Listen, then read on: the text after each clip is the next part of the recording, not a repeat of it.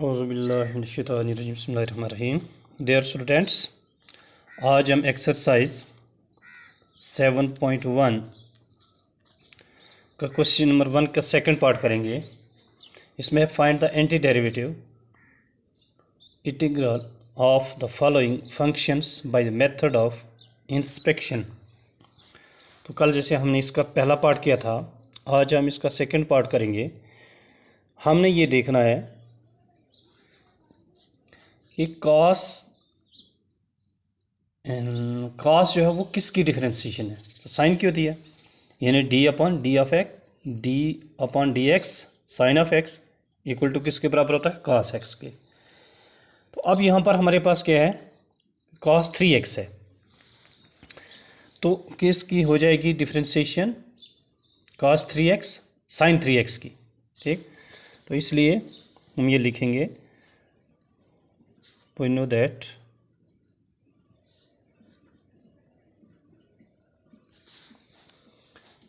that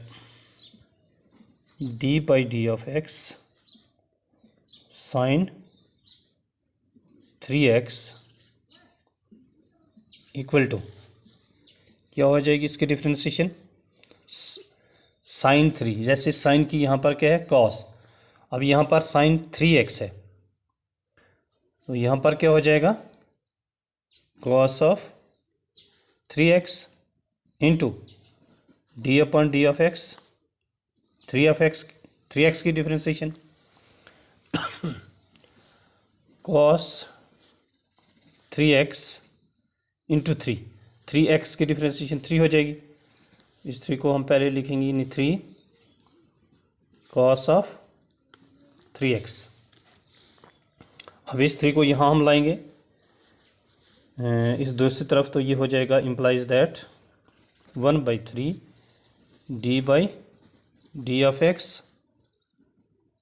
sign 3x equal to cos of 3x।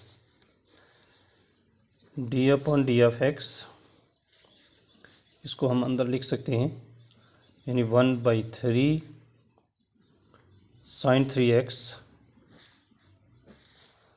Equal to cos of 3x। Therefore anti derivative of cos 3x is, इसकी anti derivative क्या हो जाएगी 1/3 sign of 3x। तो यही हमने करना था। अब देखो इसमें क्या करना है, हमने दोबारा से देख लेंगे। cos 3x है, कहता है इसका क्या निकालना है, एंटी डेरिवेटिव निकालना है। एंटी डेरिवेटिव ये हो गया कि ये हमने देखना है किसकी डिफरेंशिएशन जो है वो cos 3x होगी, यानी cos है, अब 3 को रहने दो आप, cos किसकी डिफरेंशिएशन होती है, साइन की, जैसे ये d upon d of x sine x equal to cos x होता है। ठीक, तो यही किया हमने, we know that differentiation of sine 3x।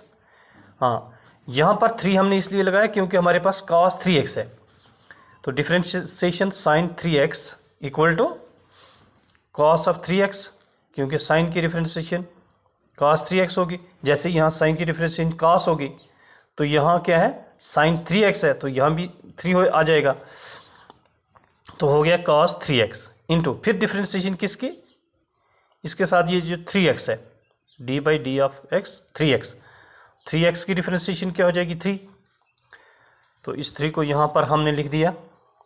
अब फिर क्या करेंगे, हम इस 3 को दूसरी तरफ लाएंगे, जब इस तरफ लाया हमने तो ये 1/3 हो जाएगा, 1/3 d upon d of x sine x equal to cos 3x।